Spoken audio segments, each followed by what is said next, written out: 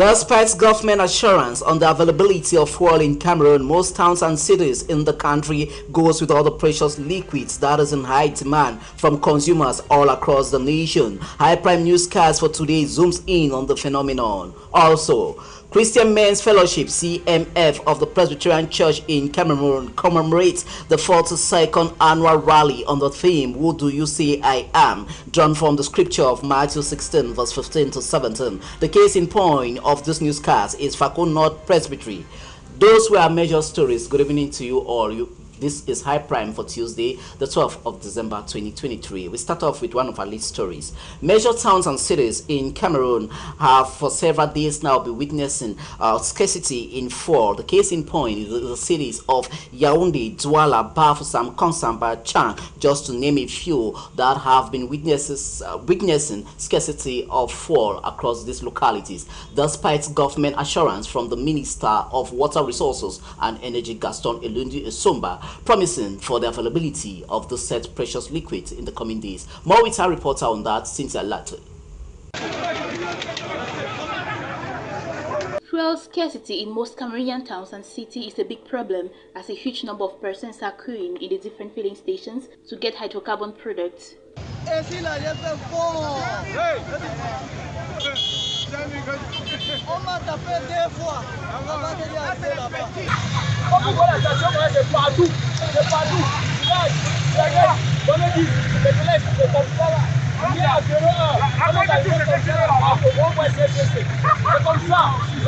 This polemics has prompted the government to request for 13,000 cubic meter of fuel to feed the demanding population. In a communique made public last Monday, the Minister of Water Resources and Energy, Gaston Elundu Esomba, indicated that atmospheric conditions have been the major factor of the non-availability of the product from the exporting country. Some who succeeded to get fuel this morning say it was under stringent measures and difficulties. Oh, puppies!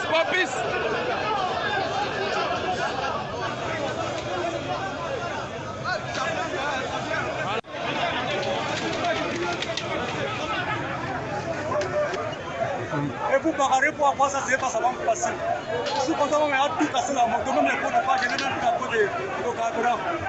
Jusqu'à la fin, j'ai quand même eu. On dit c'est manque à tuer. Cameroonians across the spectrum have been called upon to be patient as prescribed by the Cameroon Petrol Depot Company spearheading the initiative, for the produce will be in Cameroon in the days ahead.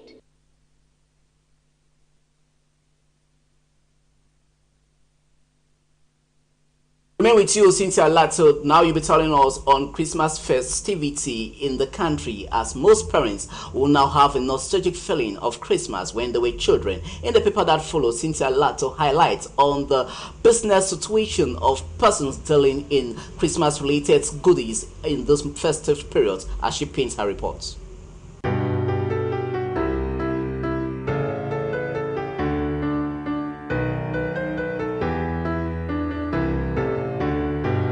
The countdown is real, the excitement too.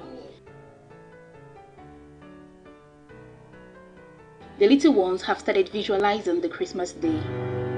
I came here to buy some things that they use which are super.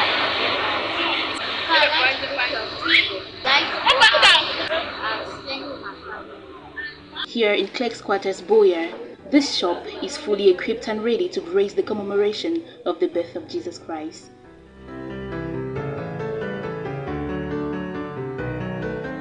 Yes, we talked about 2 weeks ago, and it has been very, very interesting and very promising.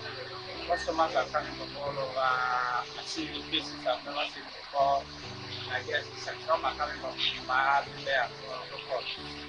It's a very exciting period for us. We're getting many more new toys and new designs of toys, and very, very interesting articles that will make Christmas very, very exciting.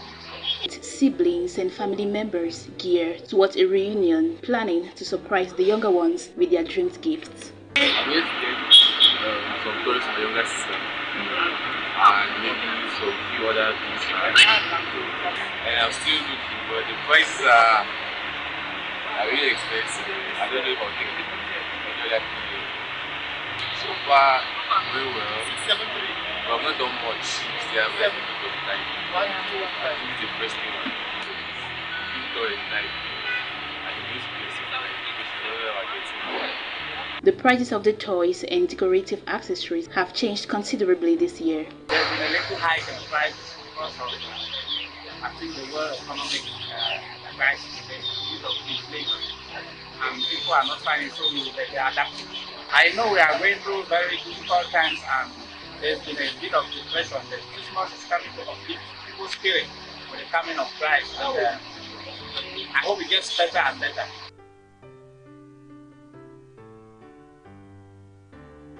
As the town gradually beats to the rhythm of Christmas, inhabitants hope to meet up with the soaring prices and stock their houses with foodstuffs in preparation for December 25th.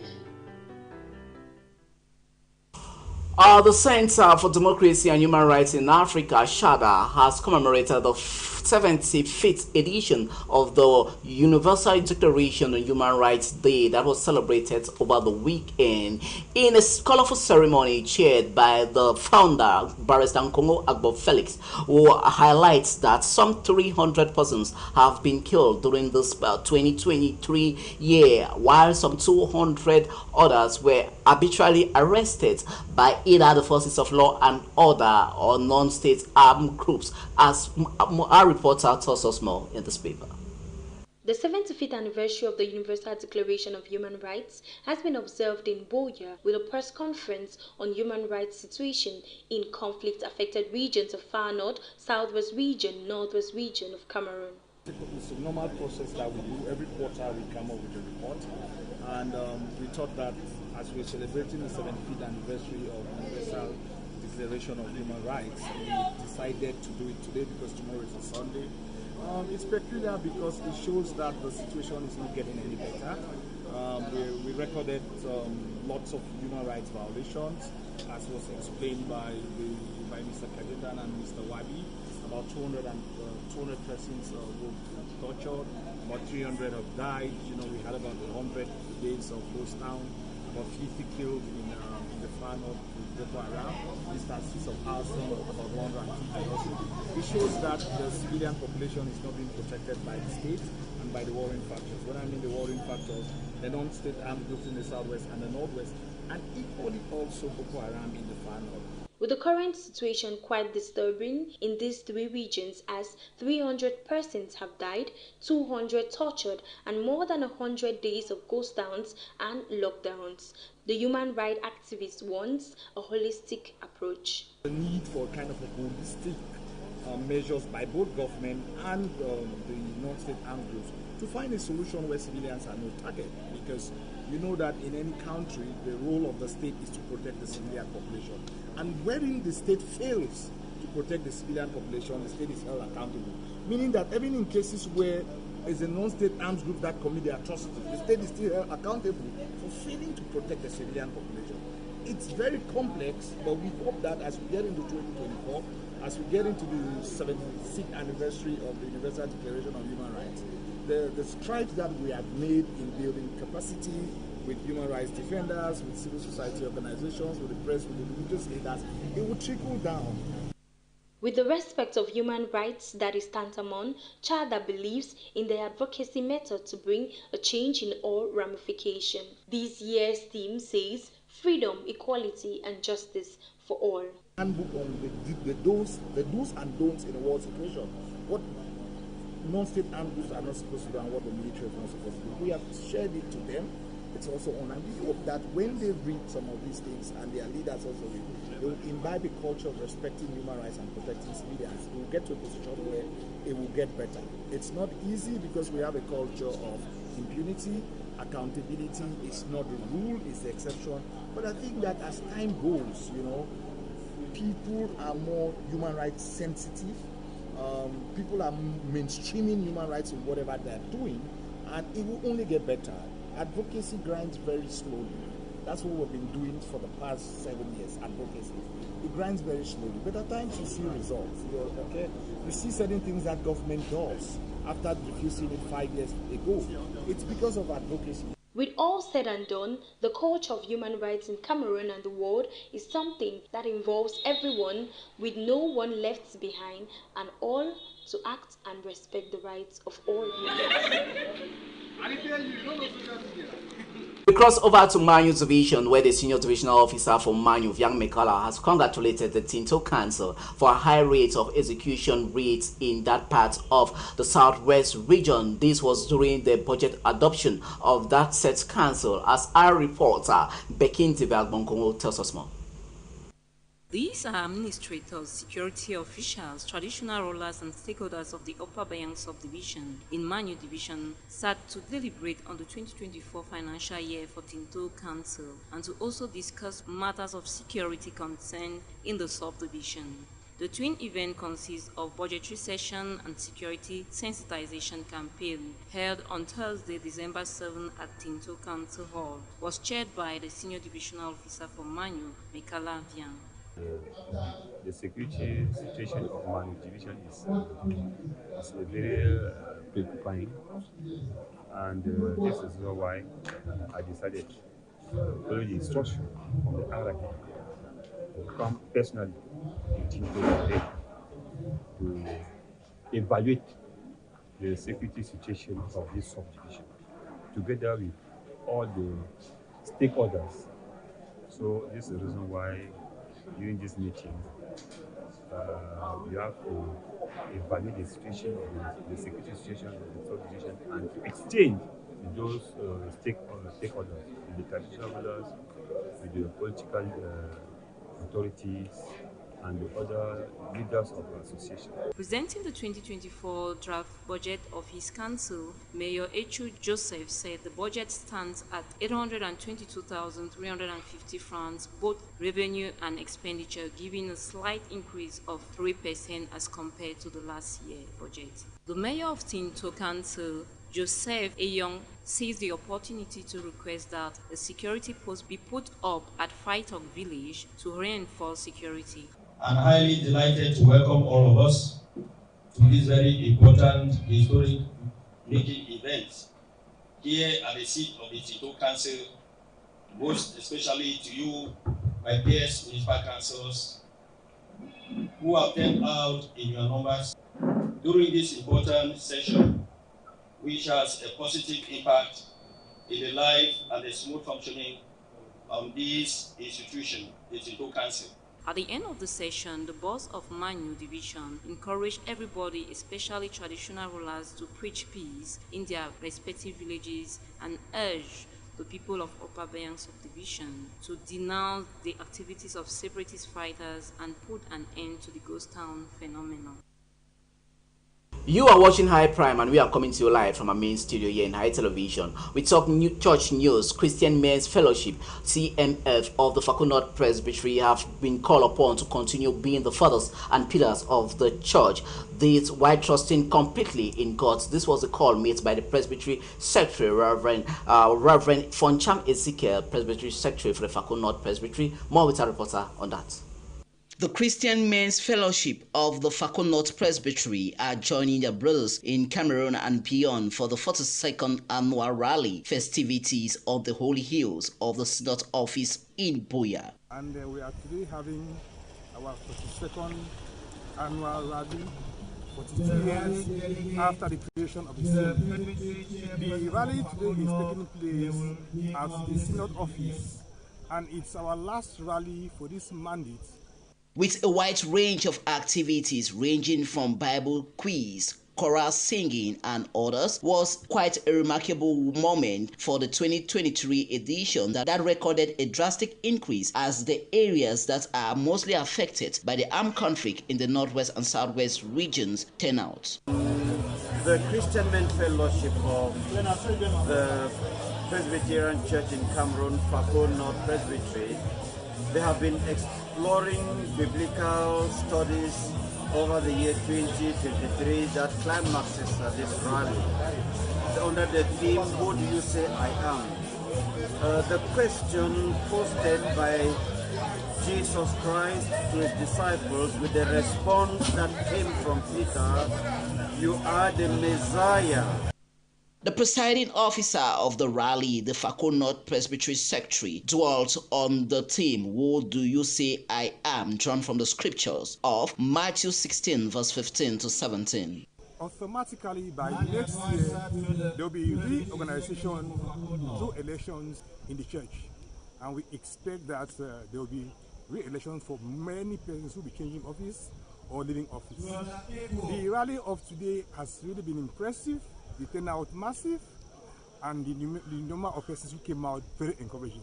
With this CMF rally, that is the last for this current administration in the Fakon North Presbytery, as elections have been slated for 2024. The officials of men, with great anticipation, are highly awaiting for the outcome for next year. To crown the day, certificates of recognitions were being awarded to outstanding members for their tremendous works done so far, while a fundraiser was conducted for the advancement of CMF Fakon North Presbytery with the tune to close to 2 million CFA that was raised, as the cutting of the cake was equally conducted. Crossing over to the Northwest region, where the World Bank, in collaboration with the Cameroonian government, are poised to enhance successive pedagogy learning process for both teachers and the students and pupils in that part of the country. This followed a pedagogic workshop that was conducted by both entities, who brought together teachers of the primary and secondary school section, so as to better off the teaching learning process. More with our reporter on that story, Aisha Mbeng. In the bid to promote and enhance Cameroon's system of education, improve on infrastructures, and help some less privileged persons, seminars and workshops programs are being held, just like that of the PAREC seminar held in GPNS Minchum Division on December 9. The one-week seminar, sponsored by the World Bank in conjunction with the Cameroon government, was mainly focused on 6 pillars: training of basic education teachers on the new curriculum, rehabilitation and construction of infrastructure, aid to IDPs and the vulnerable, promotion of inclusive education, and performance-based financing to credible schools. This seminar, attended by teachers, seems to be the best ever seminar for some of them. I'm so grateful. I have never had such a seminar since I came into the teaching field, and I'm almost about 20-something years of teaching. I've had seminars, but I want to say this is the best. The teachers expressed excitement and promised to implement what they were taught. Well, as concerning the seminar that I'm just coming out from, I want to say we are very happy that the seminar has come out to meet us in time, to instill the knowledge that we have to take back to the pupils. What I've gained from this seminar is that as I'm going back to my school, we have to inculcate the knowledge of the new curriculum. Overwhelmed with joy, the divisional delegate is grateful to the government for implementing PAREC. By appreciating and thanking the government of Cameroon, the government of the Republic of Cameroon, and the World Bank for this noble initiative of initiating PAREC and the PAREC program. PAREC simply means in French, Programme d'appui de la réforme éducative camerounaise. We are about 86 to be trained, and we successfully trained 67 in this cluster. Closing the seminar, the divisional delegate for basic education thanked all the participants from the 4 subdivisions for coming, but frowned at absentee teachers. The delegate promises all disciplinary sanctions to befall them. With all satisfaction, teachers took commitment to implement the knowledge in classrooms and better the pupils' preparation ahead of the common entrance and first school exams.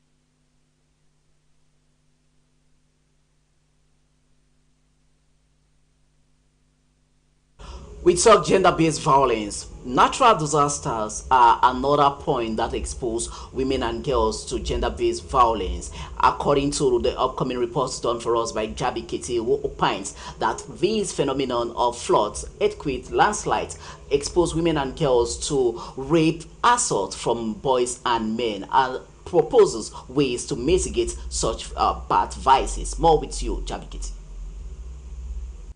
Since November 25, 2023, the globe has been commemorating the 16 days of activism against gender-based violence, which continued up to December 10, 2023.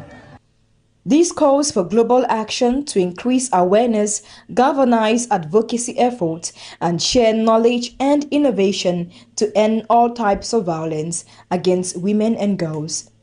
In these efforts, it is important to reflect on some of the factors of gender-based violence, with climate change being one of the major contributing factors in recent time, especially in sub-Saharan Africa. When there is a natural disaster related to climate change, women and girls also suffer from gender-based violence. During a natural disaster like flash floods, women are displaced.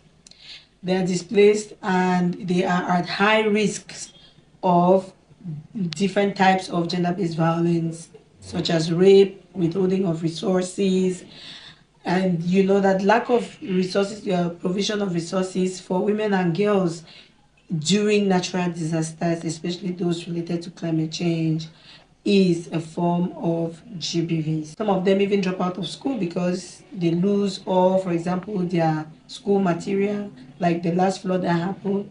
This informs us of a dire need to adopt necessary mitigation and adaptation strategies to protect women and girls. Their capacities have to be strengthened. They need to raise awareness amongst women about these changes, what is causing these changes, and how they can understand the best planting seasons, for example. But for others who are probably living along the areas where the floods are coming, they can move. It's good that they should move. There are waterways that have already been marked out, and they have actually been asked to relocate. The issue of women and climate change has featured on conversations in COP28 ongoing in Dubai. It is hoped that these conversations should not end at a theoretical level, but witness actual implementation, as a theme for this year's 16 Days Activism goals: invest to prevent violence against women and girls. With that story from Jabi Kiti, that concludes this edition of the Newscast, High Prime for Tuesday, the 12th of December 2023. Thanks for watching and good night from our newsroom.